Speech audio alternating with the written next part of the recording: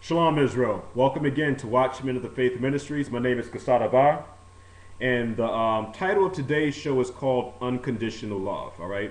And the reason why this show is called Unconditional Love, because there seems to be a very big misunderstanding that's going on in the world today, where a lot of our people believe that there are no prerequisites to the marriage.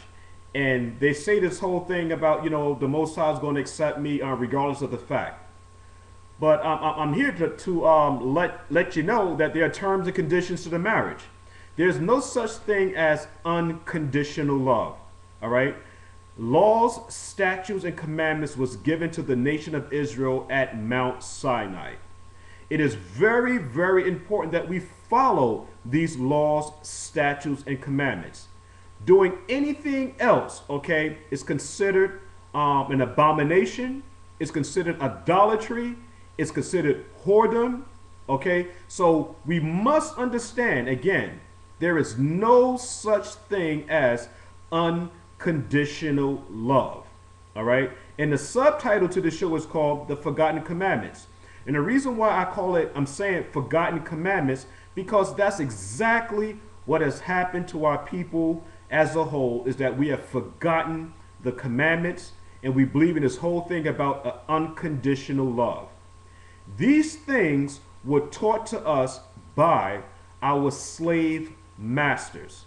I'm going to say it again. These things were taught to us by our slave masters, or our captives. They teach us about this unconditional love foolishness, and that the laws, statutes, and commandments are done away with.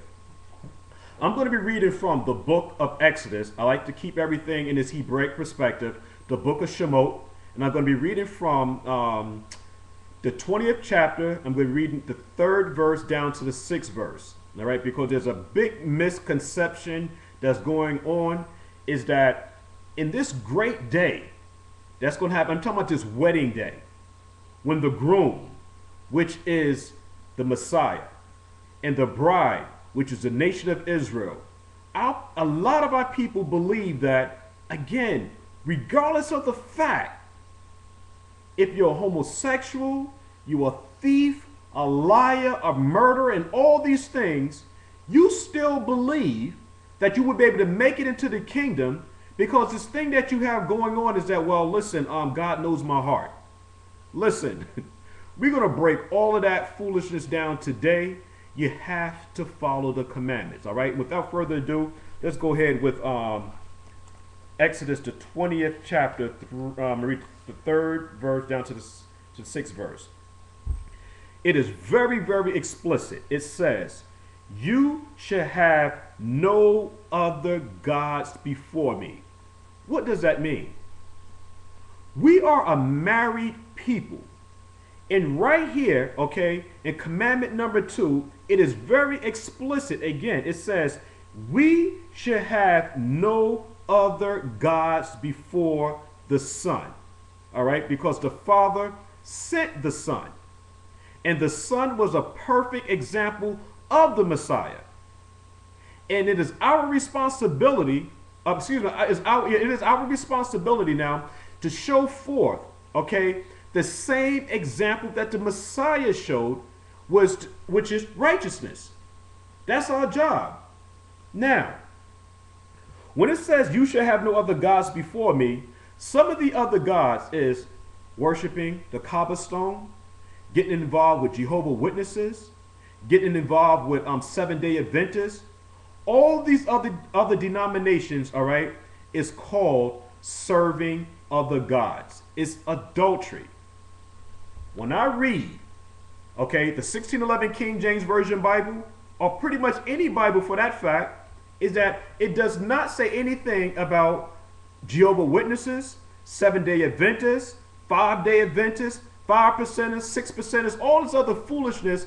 All those things is what you're doing, is that you're putting other gods before the Messiah. That's adultery. Now, it also says now, you should not make for yourself an idol. It goes on to say, or any likeness of what is in heaven above, or on the earth beneath, or in the water under the earth. We are not supposed to be bowing down and worshiping images. And images is infamous amongst the Catholic Church. Your images means your shields of David, okay, which is not a shield of David. Your crosses, bowing down to anything other than paying homage to the Father is incorrect. That's serving other gods. That's getting involved in idols. We have to come out and leave those things alone. We're not. I'm gonna tell you another thing that's an idol. Anybody that acknowledges, all right, January the 1st as the new year, you're committing adultery. Now we understand now that we're living in the land of our exile. But what we have to do, like it tells us in Deuteronomy 6:4, we have to make sure that we explain these things to our children and explain these things to our wives. That, you know what? It is impossible for the new year to begin in the dead of the winter. It's very important that we teach right wisdom, right reasoning, and right understanding. These things are very, very important. We should be teaching our children and our wives, okay, that they're not supposed to be partakers in April Fool's Day. We're not supposed to be partakers of Memorial Day. We're not supposed to be acknowledging the 4th of July. That has nothing to do with your independence. We have nothing to do with, Memorial Day. We have nothing to do with Thanksgiving. And I know everybody likes to go to grandma's house on Thanksgiving. And you call yourself being cordial. But listen, being cordial is going to get you caught up. These are worshiping other gods and serving other idols. Stay away from grandma's house, stay away from auntie's house, and stay away from your mother-in-law's houses and things like that during these wicked holidays, okay? Stay away from them. Because if you were to ask them if they can come and participate in some of our festivals that we were told to rehearse, they won't do it.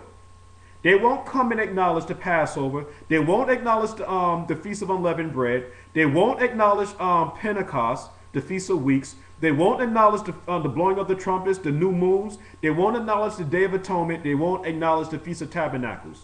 So why should you be cordial, okay, in going back into your own vomit and call yourself being cordial, and I'm going to go to grandma's house and eat her homemade biscuits on Thanksgiving? You're being a hypocrite. Stay away from those things. It is our responsibility to be the examples of the Torah. And what is the Torah? Like I always say, the Torah is the self-revelation of the Messiah in the world. These are the terms and the conditions to the marriage. And again, like I said earlier, all right, unconditional love is not in the scripture. Leave that alone. Again, it says, you shall not worship them or serve them. What I wanted to do, because I was asked a question, okay, and I wrote this question down. I wanted to make sure that I didn't forget it. Okay, a question was asked. It says, now, if other gods and idols are nothing, why does the Father have a problem with other gods? If the other gods are nothing, why does the Most High have a problem with us getting involved in these traditions? It's simple, because it would take away our attention, okay, from following the one and only true power. Because it tells us in the second commandment, you should have no other gods before me. Why? It's because, again, it's going to take our attention away from the source, the Father, the Son. The Most High is a jealous God. Jealous. And jealousy is a good trait on a spiritual level. Because whenever you're jealous, all right, jealous is, what's the word I'm looking for? To be jealous, you're talking about being intimate. You have a strong passion for anything that's going to get in contact with your personal relationship.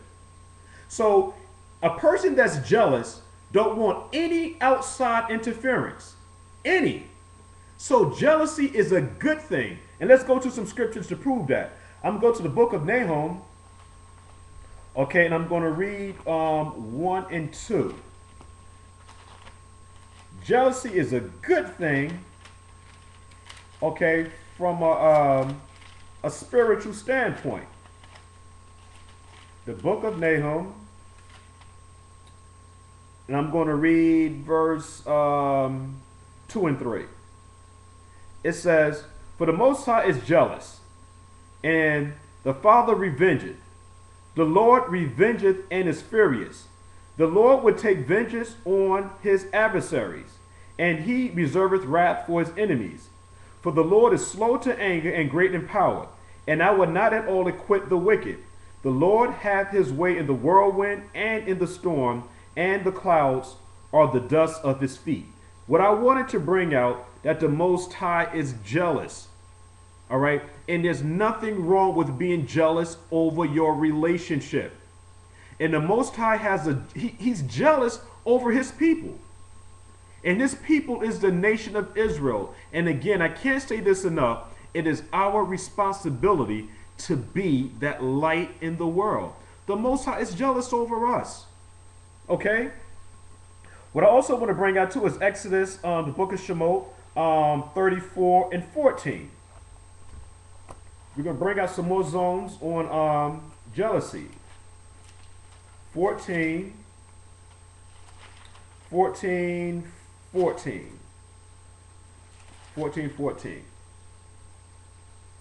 The Lord, am I right? Yeah, Exodus 14:14.